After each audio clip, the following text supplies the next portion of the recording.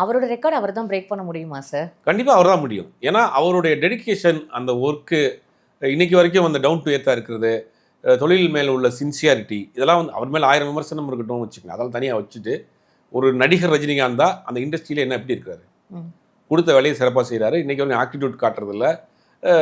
புது டைரக்டர் ஒருத்தர் வந்தாருன்னா கூட அவர் முன்னாடி உட்கார மாட்டாங்க. ஃபஸ்ட்டே நீங்கள் உட்காருங்க சார்னு சொல்லிட்டு தான் அடுத்து இவர் உட்கார வரும். அதோட அடுத்த ஒரு இன்டர்வியூவில் நம்ம நெல்சனே சொல்லியிருந்தார், எனக்கே ரொம்ப ஒரு மாதிரி ஜெனே சார் பாரு சார் தயவுசெய்து சொல்லாதீங்க சார் அப்படின்னேன். அந்த அளவுக்கு டேரக்டர் தான் அந்த கேப்டன் ஆஃப் த ஷிப் அந்த படத்துக்கு. அப்போ அவர் சொல்கிறத நம்ம கேட்டு அந்த படத்தில் நடிக்க போகிறோம். ஒரு 60 நாள், ஒரு மாதம், 70 நாள். அப்போ அவர்கிட்ட நம்ம சொல்கிறத கேட்கணும். ஸ்பாட்டில் வந்து நான் அது நடிக்க மாட்டேன், இது நடிக்க மாட்டேன், எனக்கு அதுதான் வேணும், இதுதான் வேணும், ஒரு நாளும் அவர் முதல் படத்துலேருந்து இப்போ வரைக்கும் அடம்பிடிச்சது. டேரக்டர் என்ன சொன்னாலும் செய்வார்.